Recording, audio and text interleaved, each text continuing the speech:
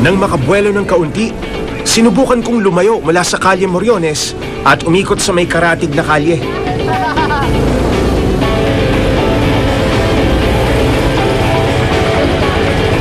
Ang amoy sunog na, di ba? Hindi, sa pambelt yung ganyan talaga pagka nag-init na. Okay. Nangangamoy na.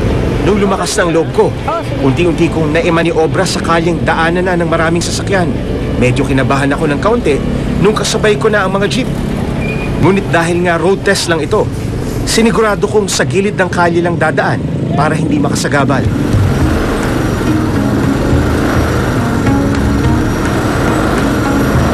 Habang minamaneho ko ang kuliglig, napansin kong malalim ang preno nito at mukhang hindi uubra, lalo na kung umuulan at basa ang kalsada. Hindi rin ganun ka-estable ang buong kuliglig kumpara sa isang tricycle. Medyo magewang din habang pinapatakbo ko ito. Oh, may dagan. May kaunti pang aberya. Ayan, John. Kaya pa ng pagpag yan. Kapag napadalas ang pag-apakmos gasolina, posible rin itong maubos agad sa liit ng tangke. Kaya ito naman ang nangyari.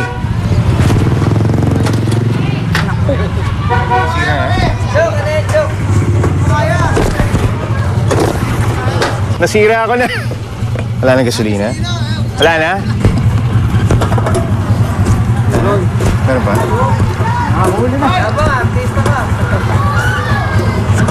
Wala na gasolina? Naku, wala na. Wala na gasolina. Kara-revolusyon ko eh.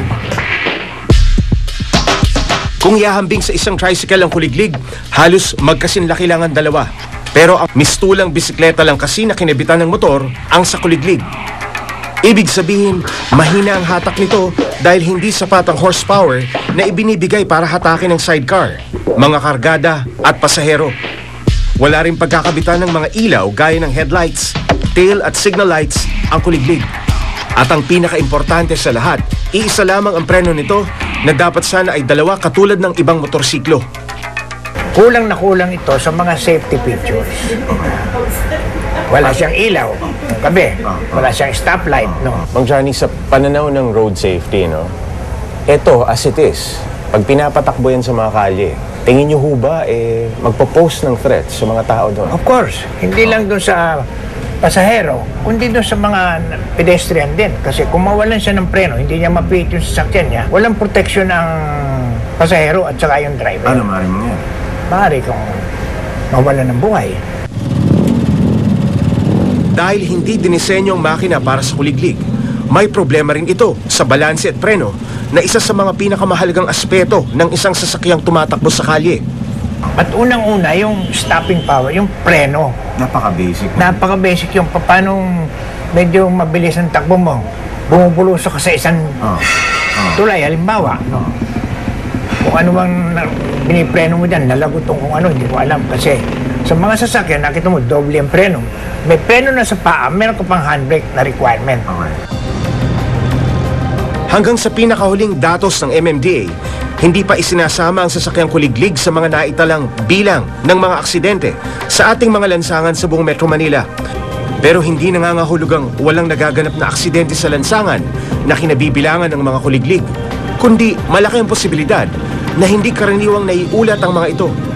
Hindi pa kasi tinuturing na motorized vehicle ang mga kuliglig ng LTO, kaya malabong mabantayan ang mga aksidenteng kinapapalooban nila. Sa gitna ng maigsing biyahe ko, tumirik na ang makina. Ayos mo yung pagmamaneho ko kanina? Oo, okay. Ha? Sabi sa'yo, masasanay ka rin. Okay ba? Oo. Kaso masyadong malakas pa yung revolution. Malakas sa gas? Sa gitna ng pagbabawal ng kaisa-isang inaasahan ng ilang pamilya, tila ba pagyewang-gewang din sa malubak na daan ang tadhana ng pamilya, sakay ng kuliglig.